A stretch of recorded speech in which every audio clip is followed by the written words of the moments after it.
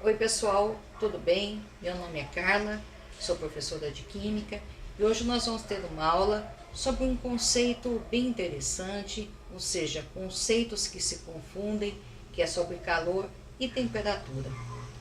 Bem, quando eu falo em um corpo qualquer, seja qualquer material formado por átomos, moléculas, tem-se o costume errôneo de falar que esse corpo tem um determinado calor. E na verdade o que esse corpo tem é uma energia interna. Essa energia interna é devida aos átomos e às moléculas que tem este corpo. E esses átomos e essas moléculas, elas têm energia de rotação, elas têm energia de translação, existe também uma energia entre os átomos que estão fazendo as ligações entre essas moléculas, mas tudo isso, resumidamente, nós vamos chamar de energia interna desse material. Essa energia interna desse material, a gente normalmente mede. E como é que a gente mede? A gente mede a temperatura de um corpo. O que então, na verdade, nós medimos não é o calor de um corpo.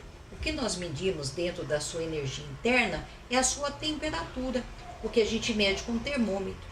Então, aquela história de falar que hoje está muito calor é uma terminologia errada para se dizer. Por exemplo, a gente usa um termômetro. Esse termômetro aqui é um termômetro digital. A gente tem a sensação de achar que a nossa mão, por exemplo, ela é muito boa para medir. Só que a nossa mão, ela tem parâmetros de comparação porque eu meço em relação a alguma coisa.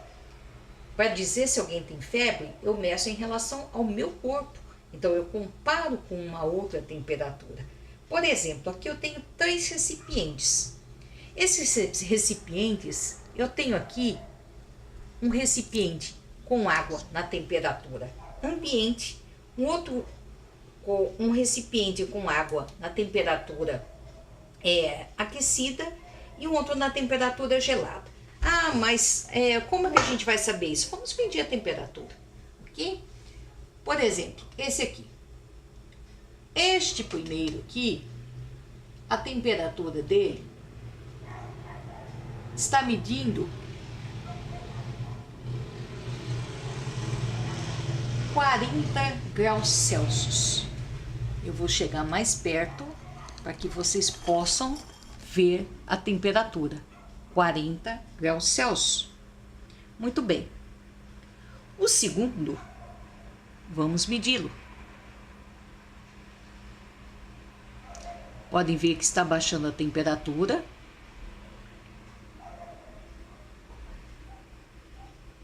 A temperatura está quanto? 28 graus Celsius. E o terceiro, vamos ver qual é a temperatura.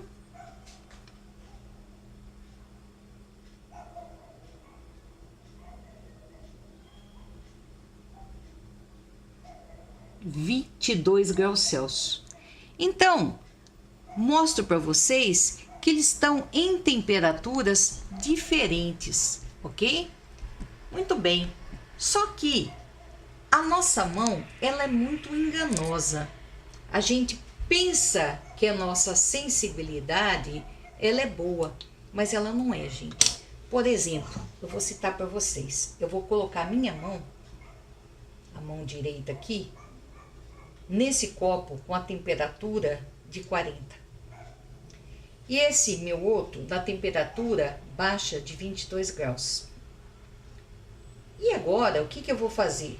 Esse que estava de 40, eu vou botar naquela temperatura ambiente de 28. Eu vou sentir ela o quê? Fria. E esse que estava na temperatura fria de 22, eu vou botar na da 28. E eu vou sentir ela o quê? Quente, morna. Ou seja, me enganou e na verdade esse daqui está a 28. É como se essa minha mão dissesse, olha, essa água aqui está morna, e essa minha mão aqui dissesse, olha, essa água aqui está quente. É como se a minha mão direita e a esquerda contradizessem uma a outra. Essa dissesse, olha, essa aqui não, essa água aqui tá fria, e essa aqui dissesse, ela está morna. Por quê? Porque, na verdade, quando eu ponho a minha mão aqui na água na água quente, o que que acontece? Essa minha mão, ela vai receber calor da água quente. Opa, começamos a falar sobre calor. Receber calor. Então, o que que é calor? O calor é energia em trânsito.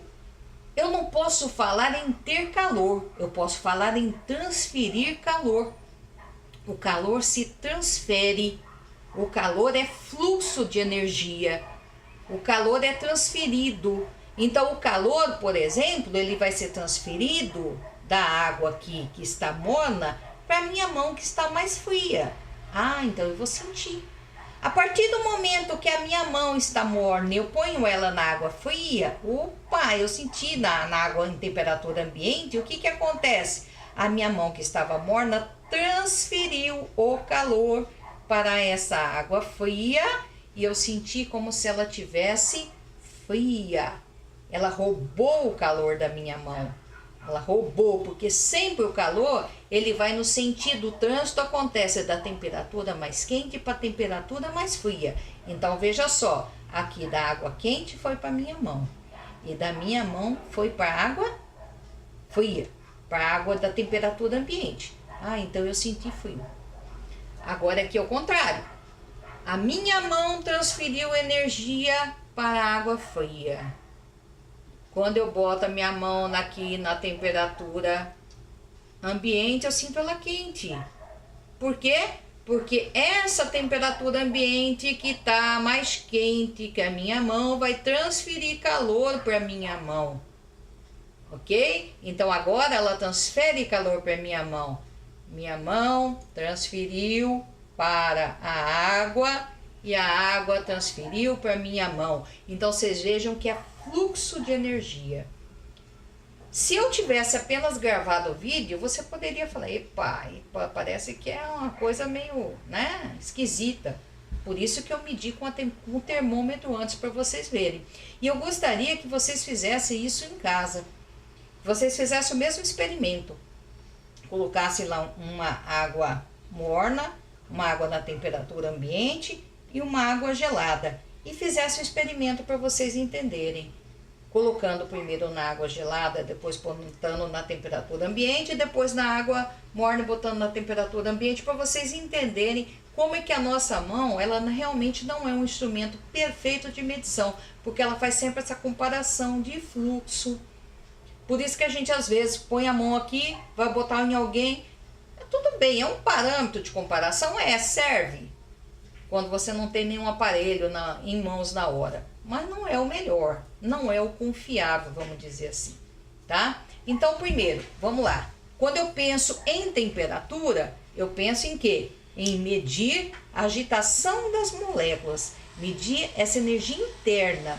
Essa agitação das moléculas internas eu consigo captar através de um termômetro, que é o instrumento que eu meço, tudo bem?